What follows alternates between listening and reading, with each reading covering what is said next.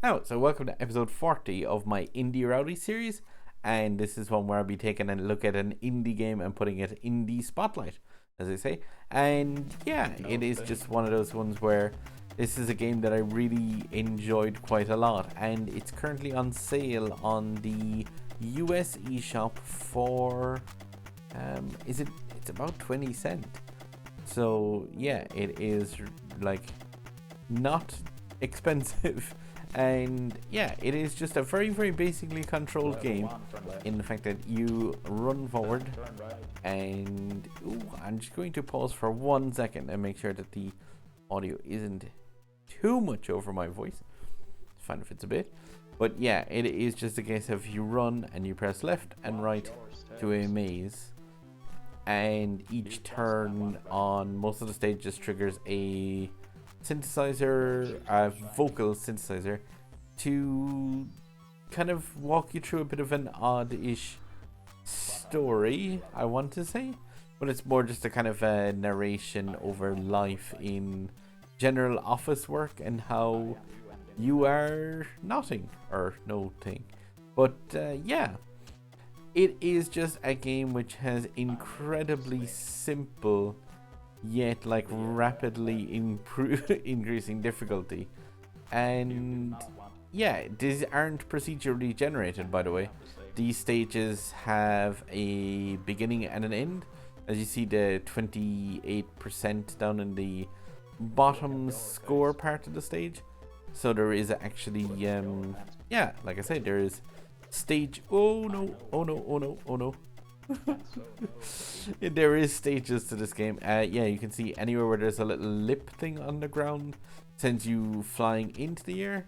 And on this first stage, I'm not sure if there was actually any high ramps, but like the game is incredibly unforgiving when it comes to making a mistake.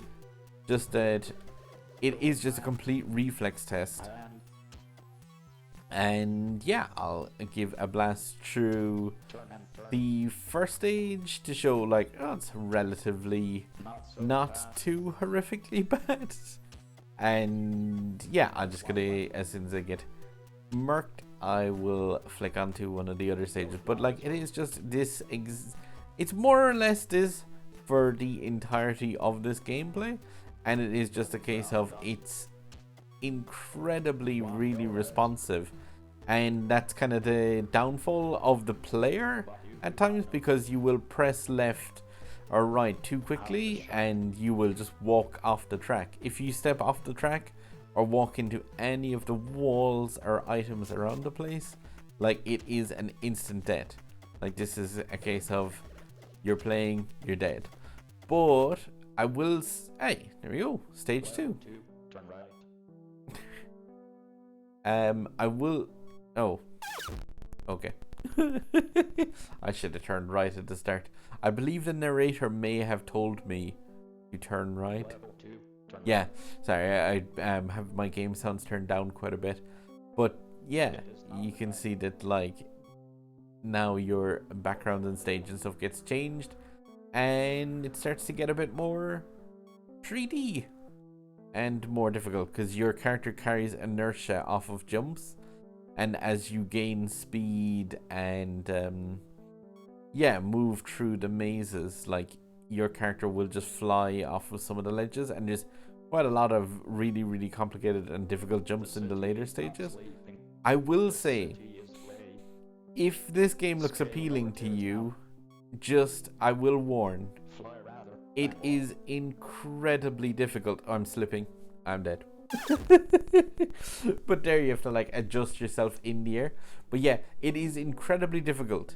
So like, expect to spend at least a better part of an hour or so on the first stage alone, just getting used to that left right kind of motion. And I know it sounds really odd because it's like, oh, that's just pressing left and right, but they have made it so that yeah, once your character is really moving, it gets incredibly tough to keep on top of it.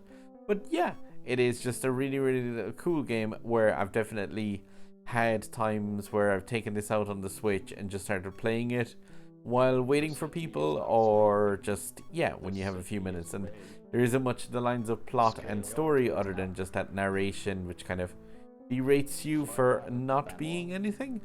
And yeah, the game is just one of those ones where it sets you out a maze. It gives you two fairly basic controls, but at the same time, like, controls which work perfectly.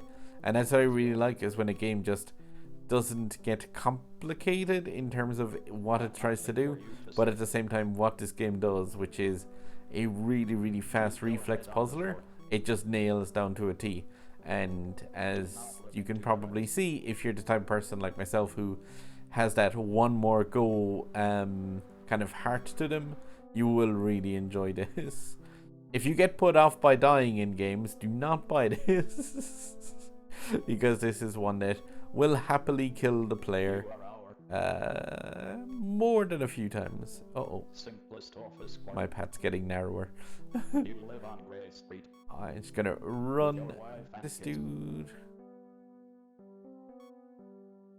Ooh.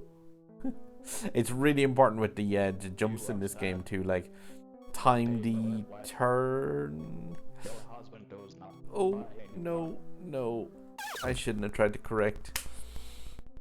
That it's 69%. Nice. Okay, I'm gonna leave it at that. But this is, yeah, like I said, it's called Noting. It's on sale on the USE shop for a matter of cents. Usually, like, this game, I think it normally is about €5 or so. But when it goes on sale in the USE shop, I can go down to about 20 cents. And in the EU eShop, it goes down to about €1. And it is around 100 megs. So very small footprint. Very compelling game to go and have one more go. And yeah, definitely would recommend it. Especially, like I said, for 20 cents. Can't go too wrong. Okay, there's the sub button above my head here. There is more of these indie games just that direction, and there is a random video there that YouTube thinks you guys might like. So if you like these reviews or so, just consider giving a click on any of the ones above. And yeah, we'll see you in the next Indie or Outie.